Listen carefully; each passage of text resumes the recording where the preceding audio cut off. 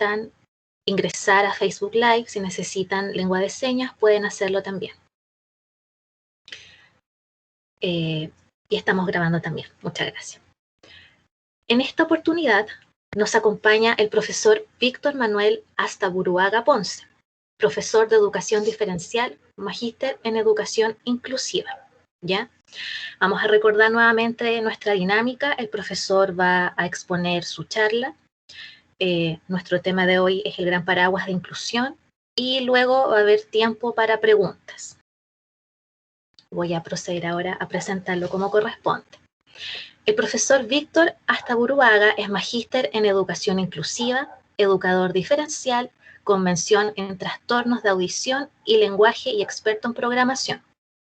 Actualmente es coordinador de desarrollo curricular en NIP Chile y docente del magíster en Educación en Gestión Inclusiva en el módulo TICS para la Educación Inclusiva de la Universidad Santo Tomás. Posee formación en áreas relacionadas al uso de herramientas tecnológicas en contextos virtuales y presenciales, además de administrar y gestionar recursos virtuales de aprendizaje a través de Moodle y Classroom. Ha desarrollado actividad docente, de investigación y profesional de apoyo en el uso de tecnologías de inclusión en la Universidad de Chile, Pontificia Universidad Católica, Universidad de Atacama, Universidad de los Lagos, UMCE. La presentación del profesor Víctor tiene por nombre Recursos digitales para aulas heterogéneas. Bienvenido nuevamente, profesor. Hola, muchas gracias. Bueno, espero que podamos sacarle gran provecho a esta actividad. Y para eso, bueno, tengo un material preparado que voy a empezar a compartir con ustedes. La idea es contar, ojalá, con amplia participación, debido a que hay algunos aspectos de lo que vamos a ver que necesito que ustedes también ingresen a una página, ¿cierto? Y podamos construir esto entre todos. Y eso, bueno, se ve, ¿verdad? ¿Se ve bien la presentación? Sí, ¿Y se escucha bien? ¿Y se escucha bien también? También. Sí. Ya, perfecto. Perfecto. Entonces, recursos digitales para aulas heterogéneas, que es lo que vamos a revisar ahora. Y lo primero que les quiero plantear, ¿cierto?, es que podamos resolver esta pregunta, ¿cierto? ¿Qué valor le otorga usted a la tecnología? ¿Ya? Y para eso, voy a salir de acá, voy a compartir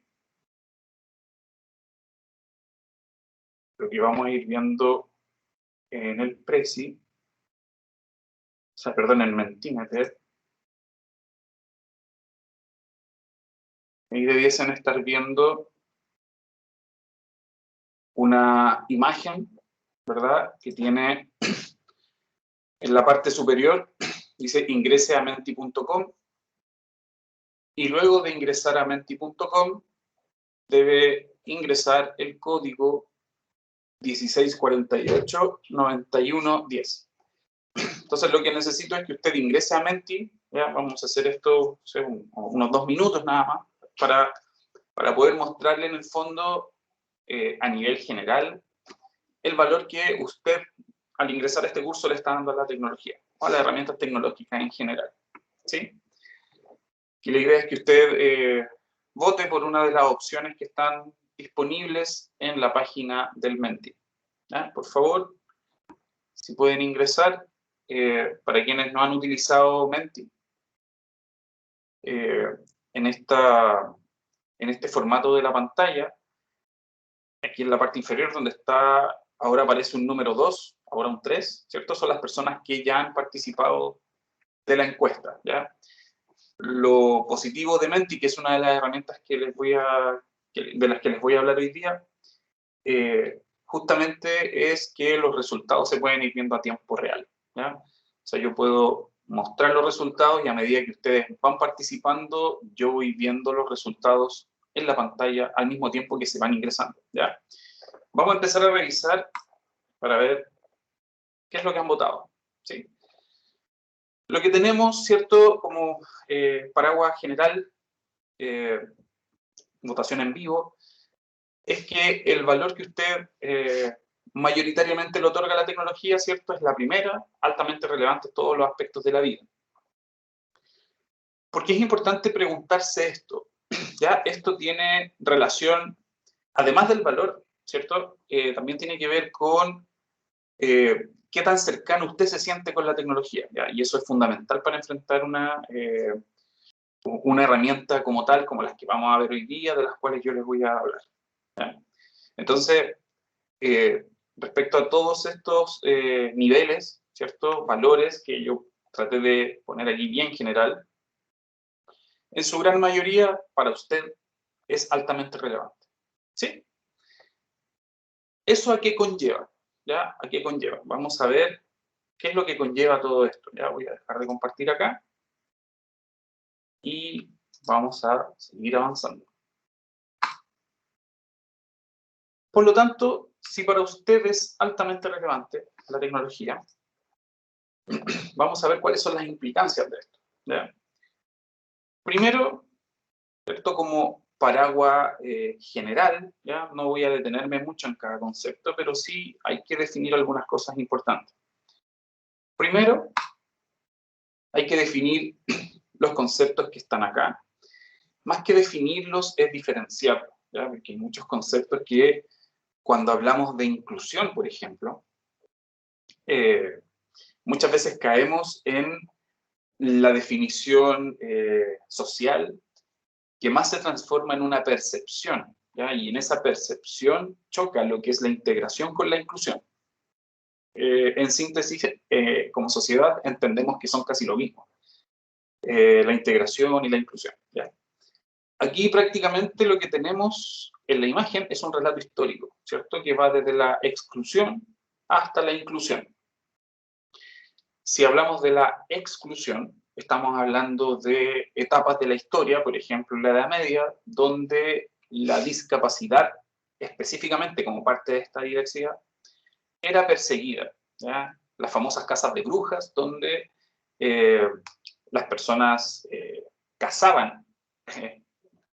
Es raro el concepto, suena muy antiguo, pero eso sí ocurrió. Cazaban a las personas con discapacidad y las personas se tenían que confinar en el fondo para poder conservar su vida.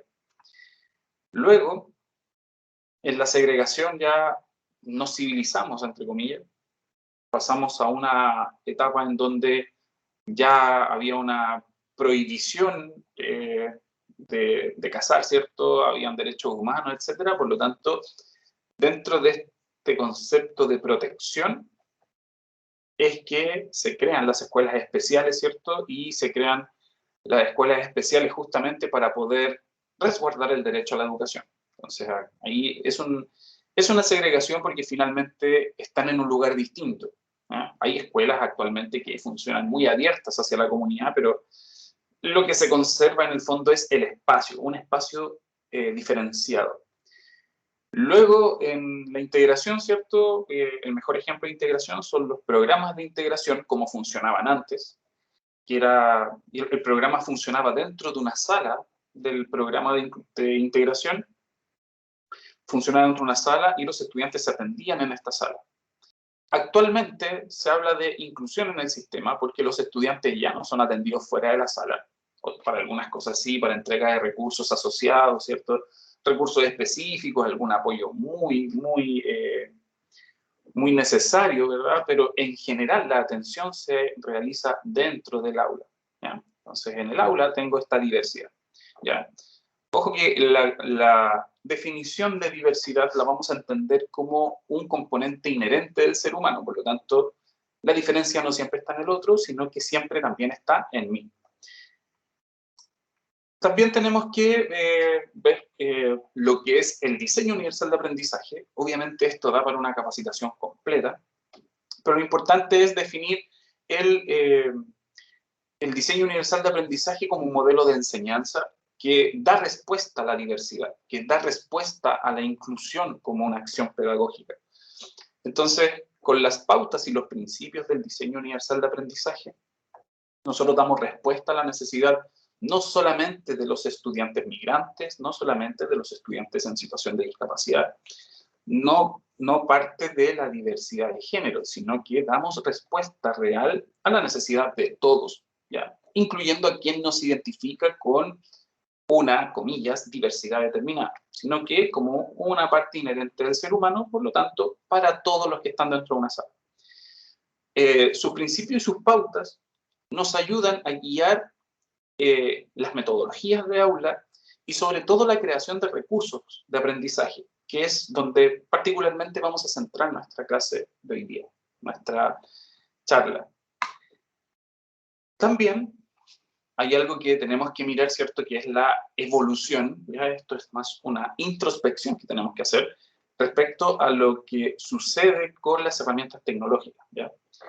Todos los elementos tecnológicos que estamos viendo en pantalla son elementos tecnológicos que algunos están vigentes y otros no están tan vigentes.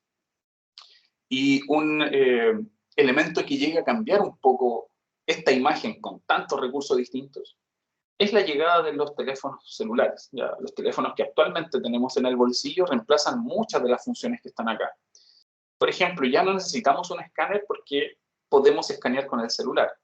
Ya no necesitamos medios de reproducción portátil como MP3 o MP4 porque tenemos un celular. Tampoco necesitamos lectores de tarjetas, ¿ya? Por el celular.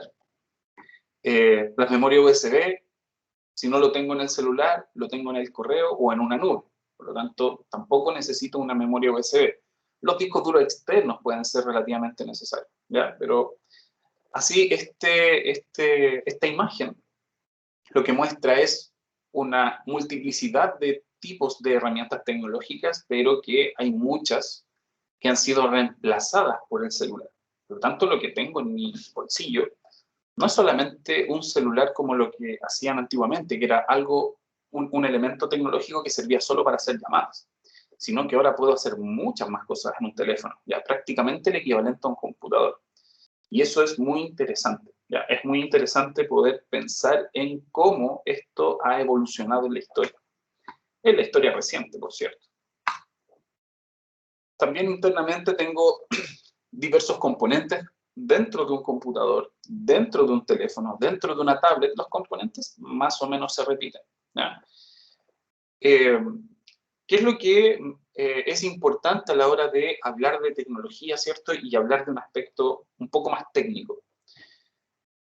Cuando yo trabajo con herramientas tecnológicas, tengo que pensar en algunos de estos componentes porque son los que me van a permitir generar recursos o utilizar algunos programas para generar ciertos recursos, ¿ya?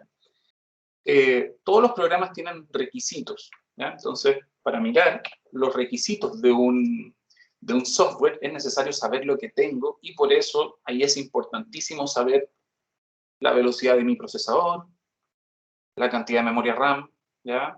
Y también la capacidad en disco duro, ¿ya? Para que no nos sorprenda cuando queremos instalar algo y nos diga espacio insuficiente, bueno, saber que ahí o respaldo información en un disco duro o tengo una nube, ¿ya? Actualmente es más fácil comprar un espacio en la nube que comprar un disco duro, ¿ya? Ahí depende de lo que uno crea necesario o que crea confiable en realidad, ¿ya? Hay muchas personas que no utilizan la nube porque hay cierta desconfianza y es normal porque no es información que tienen en la mano como en un pendrive, ¿ya?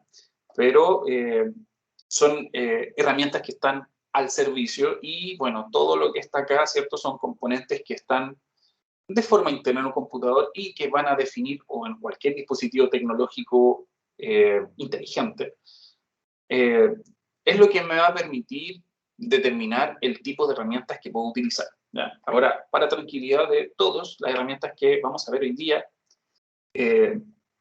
no tienen un requisito de equipamiento en específico porque funcionan en la web, ¿ya? Cuando una aplicación funciona en la web, se puede usar por cualquier equipo prácticamente, salvo que tenga un problema en la conectividad, ¿ya? Este mapa que está acá, ¿cierto? La triple C, son mitos de la tecnología. Hay mitos de la tecnología que tienen que ver con lo costoso, con lo complejo y con lo cambiante. ¿Por qué son mitos? ¿Ya? ¿Por qué? Primero, lo costoso. ¿Ya? Uno cuando mira la tecnología y mira herramientas tecnológicas, pensemos que lo más caro podría ser un computador, ¿ya? Y esto se asocia a lo que vimos antes en la imagen donde estaban los componentes internos.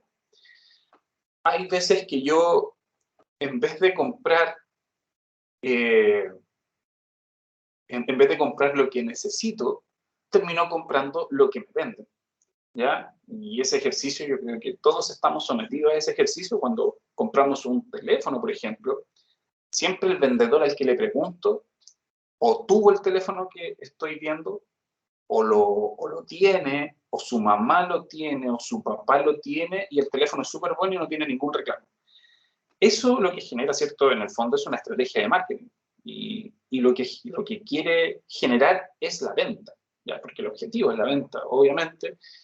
Entonces, generar esa confianza en un producto que a lo mejor es muy costoso, ¿cierto? Pero por sobre eso está la confianza y termino comprando, ¿ya?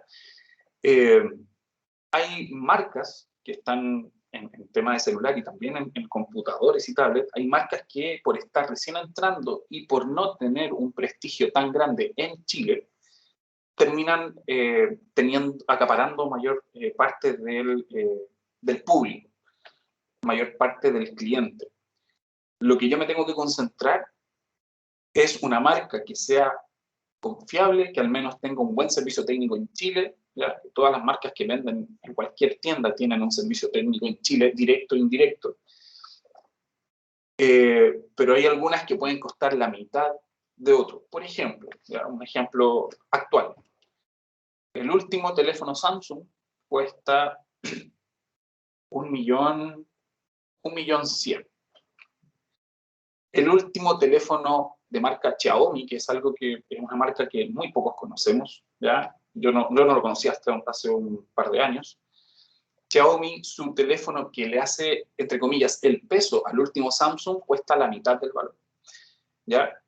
Pasa con los celulares, pasa con los computadores, también a veces buscamos un computador que es muy caro y otro con las mismas prestaciones cuesta la mitad, ¿ya? Entonces, lo costoso también tiene que ver con la búsqueda, ¿ya? Con la búsqueda informada, no con la recomendación de un vendedor solamente, ¿ya? Por supuesto que es importante que el vendedor me entregue información, pero que no sea la información determinante para poder comprar algo, que no sea solamente eso, sino que sea, que busquen información en un foro, que hagan comparativas, que le pregunten a otra persona.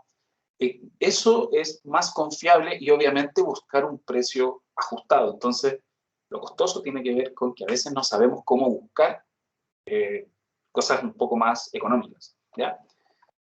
Lo complejo, que es algo que nosotros podemos ver en las personas adultas, ya adultos mayores, que cuando no quieren usar la tecnología, dicen que es difícil. Y cuando se dio el salto desde un teléfono con botones a un teléfono táctil, este salto fue un poco resistido por los adultos mayores en ese tiempo. Y fue resistido porque ellos aducían que querían un teléfono para llamar, entonces el otro no lo necesitaba. Y en realidad, actualmente, esas mismas personas adultos mayores que utilizan un teléfono táctil se han dado cuenta de las bondades y son usuarios muy activos, ¿ya? Las herramientas son complejas porque la gente cree que son complejas, no porque la herramienta en sí tenga una complejidad, ¿ya? La complejidad, por ejemplo, de uno de los programas que vamos a revisar, no es más que utilizar el Facebook, por ejemplo. No es más que utilizar WhatsApp. Por la cantidad de pasos que hay entre uno y otro, no hay una mayor diferencia en cuanto a la complejidad, ¿ya? No piensen que estas herramientas tienen que ver con ver la típica pantalla negra y escribir códigos y ver muchas opciones y pinchar aquí, que no me resulte. Eso es parte del proceso, pero no es complejo, ¿ya? Ensayo y error creo que es lo que mejor define la mayoría de las herramientas que estamos viendo o que vamos a ver acá, ¿ya? Y respecto a lo cambiante, efectivamente, sí, es indesmentible que que sean cambiantes, ¿cierto? El ritmo tecnológico es asombroso, es vertiginoso, pero lo bueno es que no es cambiante porque las herramientas siempre tienen una lógica de operación, ¿ya? Un ejemplo de eso es el Windows. El Windows siempre ha tenido una estructura de uso, siempre ha tenido la lógica de un botón para poder ver los programas, ¿cierto? El botón de inicio. Siempre voy a tener la hora en la esquina inferior derecha. Hubo un Windows que rompió esta lógica de operación y fue el Windows 8, y el Windows 8 duró en el mercado muy poco tiempo porque fue un fracaso. De hecho, al poco tiempo salió un parche, ¿cierto? El 8.1, donde volvía a localizar el botón de inicio donde siempre había estado en la vida del Windows, ¿ya? Y es por eso que la gente necesita esta lógica de operación para que las herramientas no sean lejanas. El WhatsApp ha tenido muchas actualizaciones, pero nunca nadie ha dejado de usar WhatsApp por una actualización. ¿Por qué? Porque tienen muy presentes que tienen que conservar la lógica de operación, porque si no las personas dejan de utilizar la herramienta. En general, eso se conserva, ¿ya? Entonces, tenemos que tener claro que en su gran mayoría las herramientas siempre tienen una lógica de operación y no importa qué versión voy a utilizar, lo importante es que empiece con alguna. Si esta herramienta evoluciona, no siempre me voy a quedar en la anterior, voy a evolucionar con la herramienta, ¿ya? Voy a evolucionar con el uso de la herramienta, ¿ya? Entonces, dicho esto, ¿ya? Como contexto, vamos a ver algunas herramientas, ya se las voy a definir y luego les voy a mostrar algunas para que la puedan conocer. Primero, ¿cierto? Tenemos lo que es Padlet, ¿ya? Ojo que las herramientas, cuando las vamos definiendo, les puse ahí un código QR para que usted con su teléfono lo acerque a la pantalla y lo lleve directamente a la página del Padlet, ¿ya? Si no lo hace, lo busca en la web, ¿cierto? Es de muy fácil búsqueda porque son nombres muy específicos, ¿ya? Siempre son las primeras opciones de la búsqueda. Padlet es una herramienta, ¿verdad?, que funciona como un muro colaborativo. Lo importante es que funciona en tiempo real. Entonces yo puedo configurar un muro como una línea de tiempo, por ejemplo, y puedo hacer que los estudiantes vayan haciendo sus aportes de forma simultánea en un muro que es común. Esto implica que la tecnología va a estar reemplazando, en realidad no reemplazando, haciendo posible una acción que en la presencialidad es imposible, que es, por ejemplo, sacar a todo el curso, a todos los estudiantes de un curso al mismo tiempo a la pizarra a hacer algo. Eso no es posible en la presencialidad, pero sí con una herramienta virtual, que la podemos utilizar en una clase presencial o virtual, da lo mismo, pero desde lo virtual, ¿cierto? Desde un celular, desde un computador, yo puedo hacer que los estudiantes puedan participar de estos muros colaborativos y vamos a ir viendo los resultados en tiempo real, ¿ya? No se requiere instalación, ¿ya? Todas las herramientas que les puse acá no se requieren instalación y eso es tremendamente relevante debido a que como no requieren instalación, son mucho más fáciles de utilizar, ¿ya? Siempre los procesos de instalación tienen su grado de complejidad. Algunos se instalan solo con el típico siguiente, siguiente, siguiente, y otros ya son más complejos. Pero todas las que están acá son aplicaciones web. Y también acá, ¿cierto? Hay licencias de uso que son gratuitos y cuentas pagadas también. Todos los que están acá, a excepción de uno que es 100% gratuito, el resto tiene opciones gratuitas y pagadas con algunas limitaciones. En el caso del Padlet, la principal limitación de la cuenta gratuita es la cantidad de muros que puedo almacenar, que son 5, me parece, si no lo han cambiado, ¿verdad? Vamos a ver otra herramienta que es RoboBraille, que esta es la única que es 100% gratuita, y esta sí se la quiero mostrar. Cuando termine la presentación le quiero mostrar cómo se trabaja porque es muy simple y como es una de las que menos se conoce, es importante que podamos revisarla hoy. ¿Ya? El RoboBraille es una plataforma que sirve para obtener varios productos, ¿ya? De todos ellos, el que quizás tiene una menor relevancia para un acto cotidiano a nivel pedagógico sería el archivo imprimible en Braille, ¿ya? Lo que puedo hacer yo, por ejemplo, con esto es ingresar un archivo de texto Word, ¿ya? Y ese Word obtener como un resultado un documento para una impresora Braille. ¿Por qué es el que menos se usa? Porque la impresora Braille no está en las salas de clase, ¿ya? Está en una biblioteca, está en un lugar distinto, por lo tanto, para la acción docente no es tan relevante, pero sí puedo, o tengo que saber que con el RoboBraille puedo obtener ese archivo para mandarlo a la impresora Braille. Los dos primeros sí son importantes, ¿ya? El primero, un archivo audible, pensemos en un audiolibro, ¿cierto? Siguiendo lo que mencionamos al principio con los principios y pautas del diseño universal de aprendizaje, cuando se habla de la representación del contenido, un archivo audible varía la típica utilización de estímulos visuales, porque puedo alternarlos o puedo ponerlos en simultáneo. Puedo tener un PowerPoint y al mismo tiempo de ese PowerPoint poder generar un archivo audible en MP3. Eso podría ser para la página, ¿cierto? Para RoboBraille, esto fue pensado para las necesidades de una persona ciega. Pero pensando en la inclusión o en la heterogeneidad en mi sala de clase, yo puedo utilizarlo para todos. Puedo ponerlo como un recurso disponible para todos los estudiantes porque a todos les podría cansar la lectura prolongada en un computador o en un papel, ¿ya? Y lo segundo, ¿cierto? Documento digitalizado, OCR. Tengo que saber qué es un OCR, ¿verdad? ¿Qué es un OCR? Un OCR es lo que está en este gráfico, ¿cierto? Que es tener documentos partiendo desde el origen, ¿verdad? Documentos escaneados, o documentos PDF, o imágenes de documentos. O sea, yo le puedo sacar fotos a documentos. El OCR, ¿cierto? Es un programa, pues parte de un programa, en realidad es un motor de reconocimiento de caracteres, y lo que hace es, desde esta fuente que está acá, obtener textos. Y eso obviamente puede venir a una base de datos.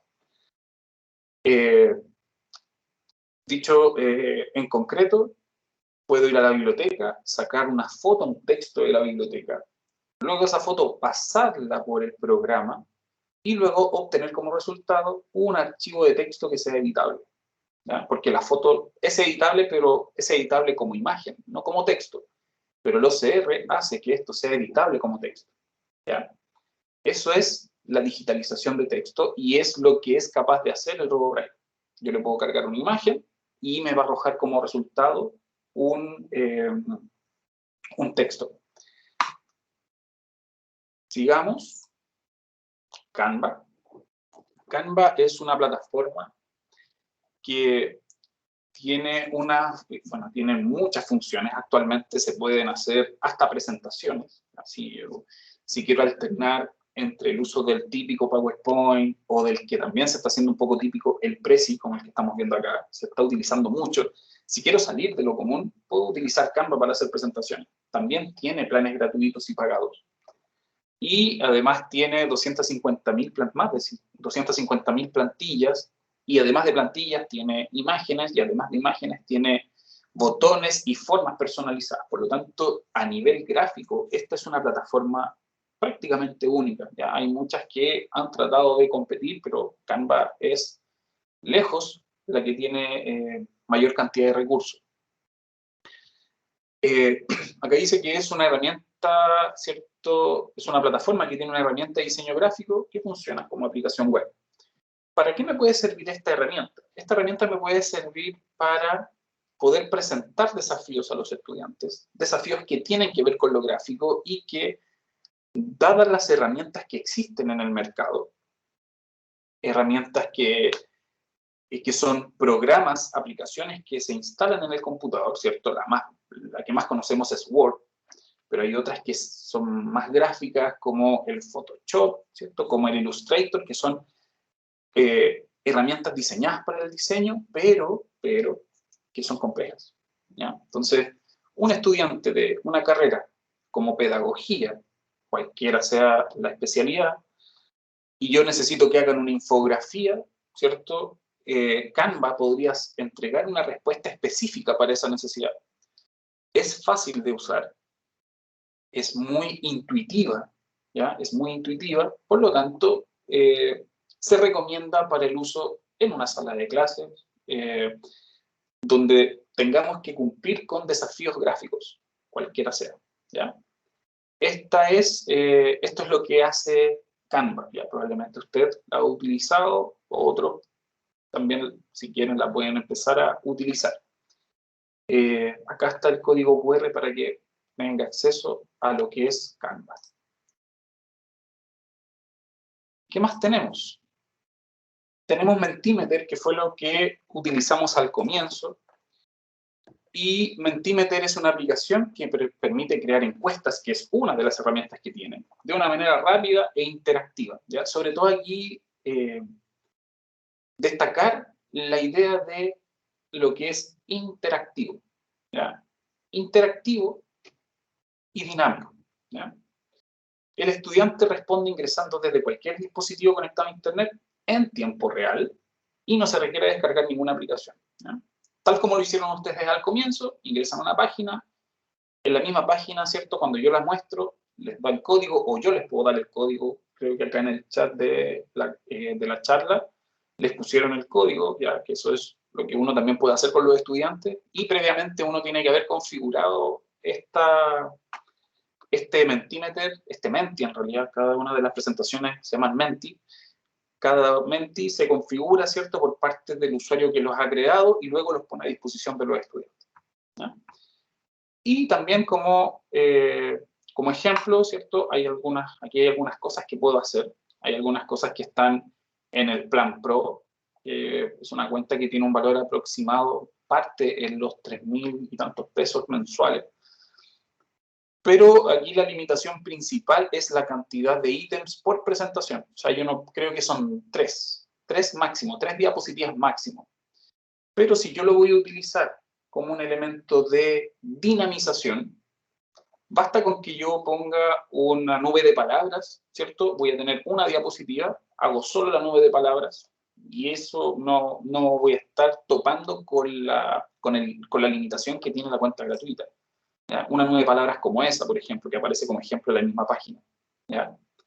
Puede ser algo como esto, y también tengo otros tipos de ítems que también son muy útiles, que son los muros de comentarios, donde yo puedo hacer que los estudiantes hagan sus preguntas, y que las preguntas que hagan los estudiantes tengan relación con el contenido, ¿ya? Que tengan relación, en el fondo, con lo que están viendo ellos en una actividad determinada, y que ellos puedan colgar sus preguntas de forma anónima, ¿ya? ¿Por qué es importante esto? Porque muchas veces el estudiante, cuando uno les dice que puedan hacer preguntas sobre un tema, a veces les puede dar vergüenza, ¿ya? Vergüenza por el tipo de pregunta, porque los demás lo van a molestar, ¿cierto? Eso todavía pasa en el sistema, aunque sea un poco aburrido de insistir, pero eso ocurre, ¿ya? Entonces, si la participación se da de forma anónima, no tengo por qué tener vergüenza, porque aquí no va a aparecer el nombre del estudiante. Entonces el estudiante puede hacer la pregunta que no se atreve a hacerla levantando su mano, la puede dejar en su muro de preguntas. Y eso, como estrategia, convoca mucha participación, ¿ya? Porque así pueden hacer la pregunta que quieran sin que nadie lo esté mirando o esté diciendo, mira, está preguntando de nuevo lo mismo. Ok, se lo puedo hacer por acá, ¿ya? Entonces, el Mentimeter con este muro, con este tipo de muro, me ayuda bastante, ¿ya? Y la que nosotros hicimos al comienzo, que sería esta de la selección, ¿ya? Esta diapositiva, que es para elegir una alternativa. También tenemos lo que es Kahoot, ¿ya? Kahoot es una plataforma que permite la creación de cuestionarios, es parecida al Mentimeter. La única diferencia, o el único conjunto de diferencias, tiene que ver con lo gráfico y también con la obtención de resultados, ¿ya? Muestra los resultados de una forma distinta, ¿ya? También tiene una opción gratuita, pero a diferencia del Mentimeter, una diferencia es que el Kahoot no me permite usar todos los ítems. Solamente con la versión gratuita puedo crear alternativas y verdadero y falso. En cambio, el Mentimeter me permite utilizar prácticamente todas las que tiene. Un 90% de las que tiene son para versión gratuita. Recordemos que la limitación de la cuenta gratuita en el Mentimeter tiene que ver con la cantidad de diapositivas de una presentación. En el Kahoot, la principal limitación de la cuenta gratuita es el tipo de ítem que puedo utilizar, ¿ya? Y además, en general, Kahoot tiene una cantidad de ítems inferior, ¿ya? En su licencia gratuita al menos, ¿cierto? Aquí son solo 2, en el otro tengo, en el Mentimeter tengo muchas más, ¿sí? Eso es lo que tenemos por ahora, ¿ya? Vamos a revisar rápidamente lo que es el RoboBraille, ¿ya? Voy a cambiar la ventana de visualización para que podamos conocer esta herramienta, ¿ya? ¿De qué se trata el RoboBraille? ¿Ya? Acá lo estamos viendo, ¿cierto? Aquí está la página, no sé si se alcanza a ver, robobraille.org. Se ve la página del RoboBraille, ¿verdad?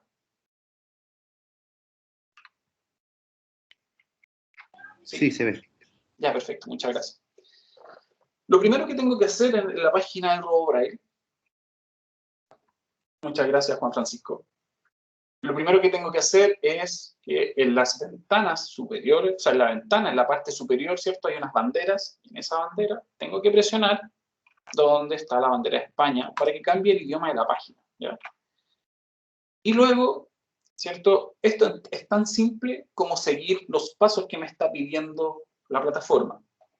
Primero, me está preguntando cuál va a ser la fuente de los archivos. Entonces yo aquí puedo poner si mi fuente es un archivo, si mi fuente es una página web. Entonces aquí me pide, en el paso 1, yo tendría que subir un link. Si es un texto, la fuente, entonces aquí yo tendría que escribir o pegar el texto. Pero la que más se usa, ¿cierto?, es la de archivo, ¿ya? Además, la de archivo tiene una compatibilidad muy amplia.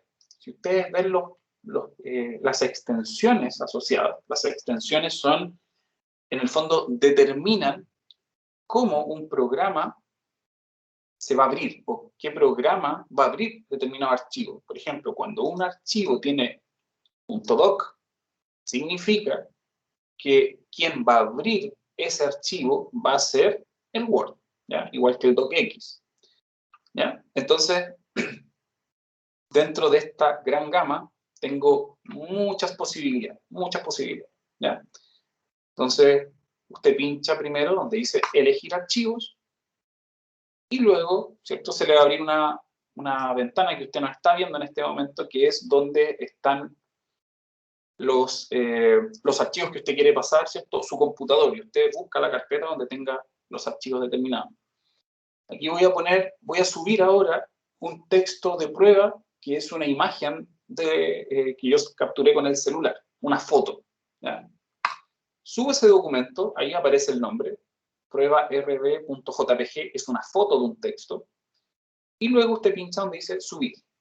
Cuando esta imagen se sube, se activa el paso número 2, ¿cierto?, que dice seleccione formato de salida. Y aquí están las 3 opciones que yo les decía que era lo que hacía el RoboBraille, que es en un MP3, es decir, que la imagen que yo subí, obtener como resultado un audio, obtener un archivo para una impresora Braille, y también la conversión de documento, que es la digitalización, es decir, desde el documento, desde la foto del texto, obtener un texto editado, o sea, un texto editable, perdón, en Word, o en el formato que yo quiera, ¿no? Pero editable generalmente en Word es más fácil. Entonces, voy a darle clic donde dice Audio MP3, y cuando yo selecciono esto, se activa el paso 3, y en el paso 3 me pregunta estas 2 cosas. Me pregunta el idioma, ¿cierto?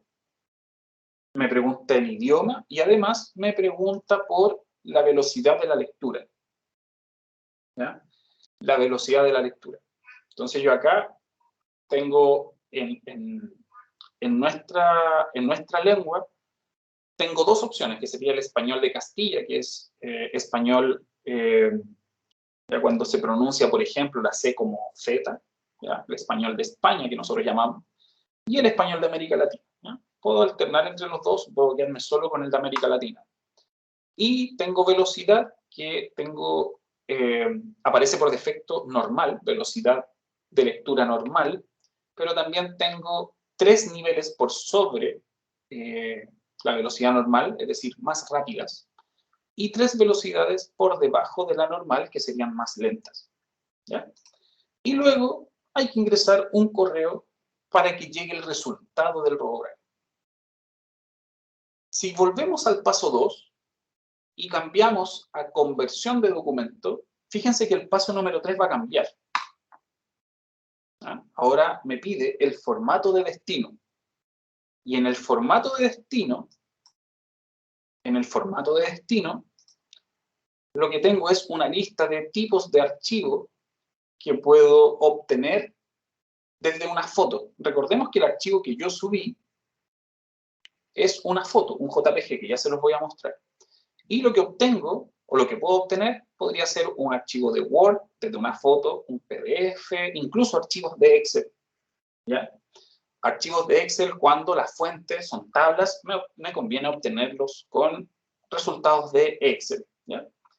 Nosotros vamos a probar, ¿cierto? Obtención de archivo en Word y luego ingresar el correo. ¿Ya? Entonces,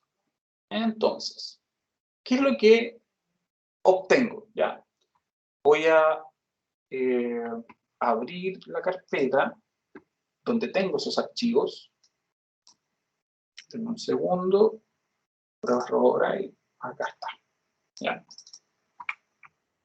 Voy a cambiar la forma de compartir. Voy a tener esto y les voy a mostrar, para ir cerrando, les voy a mostrar los resultados. ¿Ya? Bien. ¿Qué es lo que tenemos acá? ¿Ya? Ahí están viendo una pantalla de mi computador, ¿verdad? Donde hay 2 carpetas. ¿Eso es lo que están viendo ahora? ¿Sí? ¿O todavía no? Sí, profesor, se ven sus 2 2 carpetas. Perfecto. Entonces acá les voy a mostrar el texto que yo subí, ¿cierto? Donde dice textos de prueba JPG. El texto que yo envié a la página es este texto. ¿Ya? Debiesen estar viendo ahora, ¿cierto? Una imagen, una foto de un texto. ¿Ya? Ahí está como en mayor detalle, ¿cierto? Lo que debiesen estar viendo en este momento.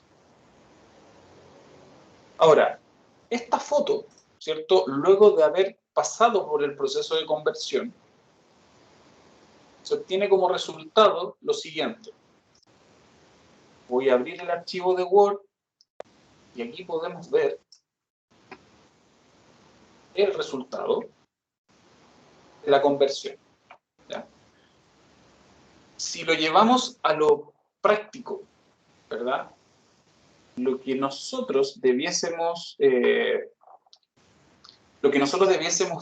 en este momento, que no sé si están viendo un archivo de Word ahora en la pantalla, no sé si es lo que están viendo. En lo particular, yo veo solamente como un rectángulo gris. No veo ninguna imagen. Ah, no se les ve. Extraño, voy a volver a compartir. No sé, Jaime, Elías, si están viendo lo mismo que yo. Exacto, veo lo mismo. Ya, gracias. Voy a volver a compartir. Voy a proyectar directamente el Word mejor. Ahí sí. Ahora sí debiese llegar la imagen del Word. Que compartí ventana, parece que eso no funcionó. Pero veamos ahora que compartí solo el Word. ¿Sí? Ahí, ahora sí se debiese ver el Word, ¿no? Ahora sí. Sí. Bien. Entonces, ese es el Word que obtuve como resultado desde el RoboDrive. Ahora, cuando yo hago el proceso completo, ¿cierto? Lo que me envían de vuelta es este archivo. ¿Ya? Entonces, para que repasemos, lo que yo envié fue una foto y lo que obtuve es un archivo de Word. Eso es lo que hace un OCR y eso es una de las cosas que es capaz de hacer el RoboDrive. ¿Ya? Un archivo de Word como ese, que si uno lo revisa, este texto no está editado, yo no lo he tocado, es la primera transcripción que me manda la página y es bastante coherente el contenido. ¿Ya? Hay muchos otros programas en la web, plataformas que hacen un ejercicio como este, pero cometen mucho más errores que este. ¿Ya? Para mí es uno de los mejores OCR que hay disponible y lo mejor de todo es que es gratuito. ¿Ya? Si vemos la página, que yo convertí.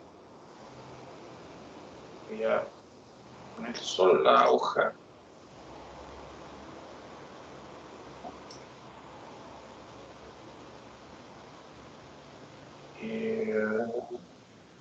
Voy a volver aquí. Ahora voy a compartir el contenido en la foto para que podamos comparar. Ya por temas técnicos parece que no puedo compartir las dos cosas porque se veía gris antes, ¿ya? Pero Sí. voy a dejar de compartir el Word y voy a empezar a compartir la imagen, ¿ya? Recordemos que es un texto que hablaba sobre psicomotricidad. Entonces la foto del texto que yo mandé es la que ustedes deberían empezar a ver ahora. Sí, se ve. Entonces, esa es la imagen. Se fijan que el texto más o menos coincide, bueno, coincide casi perfecto con lo que yo envié, ¿ya? Está muy bien hecho. Muy bien hecho el trabajo, ¿ya? Y lo otro, y con esto terminamos, lo que otro que puedo obtener es una pista de MP3, ¿ya? Entonces yo voy a abrir el archivo de la conversión con la voz de América Latina, porque esto es, la presentación es igual a lo que se hace en los programas, en los matinales, cuando hacen programas de cocina y están los platos listos. Porque el tiempo de demora del RoboBraille puede variar entre 10 o 20 minutos, dependiendo de lo solicitado que esté el servidor. Entonces, hacerlo en tiempo real sería un poco complicado, ¿ya? Por eso yo los tenía preparados de antes. Voy a compartir ahora el group para que podamos escuchar la pista de audio que se obtuvo a partir de el mismo texto que les mostré. Rubén F. Seijas. El placer de amacarse y el cerebro arcaico. El placer de amacarse y el cerebro arcaico. Rubén Seijas, Universidad Nacional de Lomas de Zamora. Comunicación breve. Área de interés. Psicomotricidad. Palabras clave: psicomotricidad, psicopedagogía, cinética, columpio. Introducción. El sistema nervioso evoluciona durante 270 millones de años. Y eso es lo que se obtiene, ¿verdad? Como pista de audio, que obviamente podría ser utilizado como complemento a lo que es una instancia o presencial o virtual, ¿cierto? Como material disponible, ¿ya? Y eso es lo que les puedo mostrar. Por temas de tiempo me gustaría mostrarles muchas más cosas, pero la verdad es que no tenemos más tiempo para ello. Pero sí podemos ver las preguntas, unas preguntas que creo que tienen ustedes y la idea es poder responderlas, ¿ya? Así que... Sí, gracias profesor por su presentación. Efectivamente vamos a proceder a plantear algunas preguntas que están en el chat. Inicialmente el profesor Juan Francisco consulta. Profesor, gracias por una presentación que ha desplegado un abanico de opciones para utilizar con nuestros y nuestras estudiantes para facilitar los procesos de enseñanza-aprendizaje. En ese contexto y considerando que estamos volviendo a una presencialidad paulatina, ¿cuál o cuáles serían, según usted, las aplicaciones más óptimas para utilizar en un contexto de aprendizaje híbrido? Es que de todas las que mostramos ahora, pueden ser todas prácticamente. Ahora, hay una pizarra que yo conocí hace un tiempo, no tanto, pero me parece que es de un uso muy, o sea, que es de mucho uso diverso, ¿cierto? Se puede utilizar en muchas asignaturas y es un poco menos limitada que lo que podría resultarnos Padlet, por ejemplo, ¿ya? Porque Padlet, ¿cierto?, tiene opciones de tipos de muro que puedo hacer, pero como una pizarra no funciona tan bien porque es para otras cosas, es para pegar contenido, más que para escribirlo casi a mano alzada. Para ejercicios como ese, por ejemplo, tengo Jamboard, que está en el Google, que es una pizarra que viene en el Google, y además hay una que, como les decía, no conocí hace muy poco, que se llama Explain Everything, ¿ya? Les voy a poner el link en el chat, ¿ya? Para que la puedan tener. Es una pizarra muy interesante, tiene muchas herramientas, ¿ya? Pero esa podría ser una sugerencia por sobre lo que vimos, pero prácticamente todo lo que está acá, y muchas herramientas más, insisto. Tengo Nearpod, tengo Socrative, ya que es una muy buena plataforma, y también sacarle el provecho a las mismas plataformas con las que se disponen en las instituciones, ya sea Moodle, ya sea Blackboard, ya sea Canva, ya sea el mismo, las aplicaciones de Google, como el Classroom, y todo lo que tiene el Classroom disponible. Si hay algún usuario de Classroom acá, por ejemplo, tengan por seguro que cuando ustedes estén utilizando el Classroom, tengan claro que las herramientas de Classroom han ido evolucionando de muy buena manera. Por ejemplo, actualmente el Meet permite levantar la mano, cosa que hace 6 meses ya no se podía. Pero ahora el Meet lo permite. El Meet en algún momento va a permitir crear aulas de trabajo. ¿Ya? Esto pensando en trabajo no presencial. Pero si estoy pensando en una alternativa de herramientas que me ayuden al trabajo virtual, desde las mismas aplicaciones de Google puedo pensar en rescatar, por ejemplo, los documentos de Google. Los documentos de Google para el trabajo colaborativo entre estudiantes evita que los estudiantes tengan este típico pimponeo entre documento y documento, sino que puedan editar todos de forma simultánea. Entonces, eso también es tremendamente relevante para el trabajo en sala y el complemento del trabajo autónomo. ¿Ya? Hay muchas de estas herramientas que acompañan el trabajo autónomo, que actualmente es una gran dificultad que tienen las instituciones de poder generar o poder guiar el trabajo autónomo, que no sea solamente el trabajo autónomo restringido a cuántos documentos le doy para la lectura, porque no es solamente, el trabajo autónomo no consiste solamente en eso, ¿ya? Pero eso es lo que podría sugerir, o sea, si puedes utilizarlas todas, quizás para empezar el Mentimeter con un muro colaborativo, o sea, perdón, el Mentimeter como herramienta para recoger dudas, para hacer una nube de palabras, podría ser el puntapié inicial. Y luego empezar a agregar un muro colaborativo, luego empezar a agregar documentos colaborativos, una pizarra como el Explain Everything o como Jamboard, podría ayudarme bastante. Muchas gracias, profesor. Bueno, efectivamente ayer en una de las charlas se planteaba la importancia de generar rutinas también con los estudiantes, por ejemplo, como usted menciona, Mentimeter, generar, por ejemplo, siempre la instancia de inicio y cierre con Mentimeter, o sea, incorporar estas aplicaciones de una manera constante. El profesor José Gaete consulta, ¿el robo braille trabaja convirtiendo gráficos, signografía matemática, imágenes, etcétera? A ver, sí, yo había visto esa pregunta y sí, es una pregunta que se repite bastante, ¿ya? A ver, profesor, mire, la transcripción de texto, ¿ya? O la digitalización se da generalmente respecto al texto. El contenido de imagen es súper complejo. ¿Por qué? Porque las imágenes tienen un componente que es contextual a nivel lingüístico.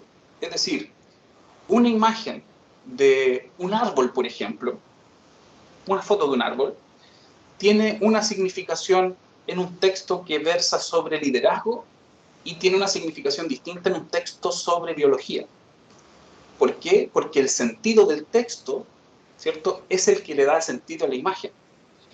¿Qué es lo recomendable? Lo recomendable es que cuando yo trabajo con documentos que tienen imágenes, la idea es que las imágenes tengan una etiqueta y que las etiquetas sean las que me ayudan a comprender el contenido en función al contexto, que es el texto que acompaña la imagen.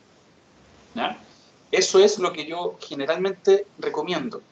Pensemos que para que un programa haga una interpretación de una imagen en función a un texto, estamos hablando prácticamente de inteligencia artificial. Porque la herramienta tendría que comprender la naturaleza del texto y luego asociarlo al contenido visual de una imagen. Por eso una imagen de una misma foto en texto de distintas áreas siempre va a tener un significado distinto, o parecido en algunas y en otras completamente diferente. Entonces, claro, para eso las herramientas que están disponibles actualmente para nosotros no son capaces de hacer ese tipo de trabajo. ¿Ya? Respecto a la signografía matemática, hay cosas que sí detecta y otras que no. ¿Ya? Eso hay que ser sincero. Hay una gama de herramientas que sirven justamente para poder escribir o para poder editar textos con signografía matemática. ¿Ya? Por ejemplo, hay uno que se llama MathType. Hay uno que se llama LaTeX también. ¿Ya? Hay distintos programas que sirven como para el área matemática. ¿Ya? De hecho, hay uno, estoy buscando la información porque no me acuerdo cómo se llamaba, que había una pizarra. Bueno, MathType es una, y hay una pizarra, bueno, tendría que buscarlo porque una pizarra que justamente lo que hace es transcribir, por ejemplo, yo escribo raíz cuadrada de 3, la escribo en mi tablet con el lápiz, y la pizarra es capaz de detectarla, de detectar signografía matemática. Pero para ese tipo de trabajo, no como para lo que plantea el profesor, ¿cierto? Que es como convertir, o sea, que yo que diga raíz de 3 y que con voz el RoboBraille me diga raíz de 3, ¿ya? Ahí yo creo que habría que ingresar una lista de signos y efectivamente ver cuáles son los que reconoce y cuáles no, ¿ya? Respecto a lo que usted necesita utilizar, ¿ya? O en una de esas, si no reconoce el signo, reemplazar en el texto, en vez de que diga esté el símbolo, ¿cierto? Raíz cuadrada, escribirlo con palabras para que el RoboBraille lo pueda hacer. ¿Ya? Eso sería también otra forma de poder lograr. ¿Ya? A lo mejor, profesor, si pudiera como escribir su mail, a lo mejor con el profesor pudieran conversar y usted pudiera transferirle esta información que en este minuto igual hay poco tiempo para que usted pueda ahondar en ella. No hay problema. Esta pregunta es mía. Profesor Víctor, muchas gracias por su presentación. Ya. Yo provengo del mundo de las artes y una de las cosas que he estado constantemente preguntándome es cómo hacer la traducción, transmutación entre lo que es esencialmente práctico, como la música, las artes visuales, el teatro, la danza. ¿Cuáles y cómo herramientas tecnológicas usted conoce o me sugiere incorporar en mis clases para lograr, dentro de lo posible, los resultados de aprendizaje a mi asignatura? Y lo pregunto en particular porque estoy haciendo clases de teatro, digamos, a través de una pantalla. Ya. A ver, es que es tan diverso lo que tú señalas porque a ver, yo estuve en algún momento de la vida, estuve trabajando como intérprete en una carrera en arte, en la Católica, en artes visuales con una persona sorda. Wow. Además de yo ser el canal de comunicación, ¿cierto?, con el mundo oyente, que es el rol del intérprete como canal de comunicación, también me tocó lidiar con herramientas tecnológicas, ¿ya? Y en realidad, para esa área, como es un área que se debe a la interpretación, tenemos un fenómeno que es similar a lo que sucede con lo que preguntaba el profesor anteriormente, con los gráficos. O sea, para identificar una intención artística, ¿cierto? Supongamos que usted está haciendo una representación, para identificar la intención de esa representación es plenamente subjetivo entre las personas, por lo tanto, para un equipo, para una aplicación, es prácticamente imposible. Ahora, hay herramientas que sí la pueden ayudar, ¿ya? Y eso es lo bueno. Hay una herramienta en particular que yo, bueno, hago la invitación a que todos la puedan utilizar. Es una aplicación que apareció no hace mucho tiempo al alero de Prezi, que se llama Prezi Video, ¿ya? El Prezi Video, la posibilidad interesante que me da es que yo puedo tomar una presentación, por ejemplo, de PowerPoint, que usted tenga en PowerPoint, supongamos, un contenido de una secuencia dentro de un guión. Usted podría poner ese mismo PowerPoint porque tiene la opción de importar, o sea, es decir, no tiene que hacer nada, lo importa. Y el Prezi Video lo que me da, la posibilidad que me da es que yo pueda tener 3 posibilidades de interacción. 3. La primera, ¿cierto?, es la imagen, tal cual me están viendo ustedes a mí ahora, ¿cierto? Una imagen normal de presentación. Otra, donde el contenido puede estar a mi lado. Yo puedo hacer referencia al contenido de forma simultánea, ¿cierto? Como jugando, como si fuese un noticiario. Y la otra es poner el contenido en pantalla completa. Entonces, mediante esa interacción con el contenido, puede que parte de sus contenidos, no todos obviamente, parte de sus contenidos se puedan ver de forma más dinámica a nivel visual, ¿ya? eso podría darle como recomendación, pero como le digo, así como las artes son, en esencia, se deben a la interpretación subjetiva del fenómeno artístico, cualquiera sea, es súper difícil hablar de software específicos de área. Pueden haber, como en el caso de Presidido, puede apoyar su labor, pero así como específico en el área, creo que, no sé, en el área de la matemática es lo que más está avanzado. Claro. Porque está el MATLAB, está el LaTeX, hay hasta software de programación que se basan esencialmente en códigos matemáticos. Ha avanzado mucho en esa línea, pero es por el tipo de lenguaje, pero en el caso del arte es un poco más complejo. Claro. Sí, es más difícil. Probablemente vamos a estar 10 años atrasados en eso, sí. En lograr, o sea, claro, un gran avance fue que un robot llegó hace 2 años, fue al GAM a actuar, digamos, era una actriz que estaba detrás del robot y el robot hacía lo que, pero había una interacción humana de todas maneras. Claro. Es interesante, una pregunta abierta bien interesante. Sí. Sí, me quedé pendiente con algo para el profesor. Se la pregunta hace poco. Les dejo aquí mismo el dato del Math Whiteboard, ¿ya? Que es una pizarra específicamente para códigos matemáticos. ¿Ya? Que es una pizarra que detecta, ¿cierto?, a mano alzada. Si yo escribo una fórmula, la transforma y la pone a disposición en una pizarra. Entonces, puede serle útil, profesor. ¿Ya? Se la dejo ahí para que la pueda investigar. Perfecto, muchísimas gracias. Quisiera ahora preguntar si alguien desea abrir el micrófono y hacer una consulta a viva voz. Este es el momento para levantar la mano y podemos abrir el diálogo ya vocal.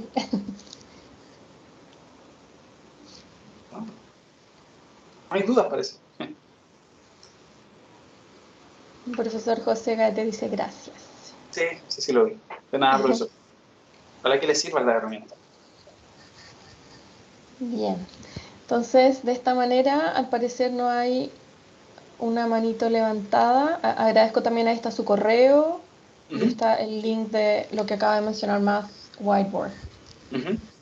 Sí, cualquier cosa, ahí está mi correo, así que me avisan. Qué bueno, Julieta, que todo haya estado muy bien. Muchas gracias. Sí, esto estamos comentando de hecho internamente. Muchas gracias, muy interesante. De esta manera...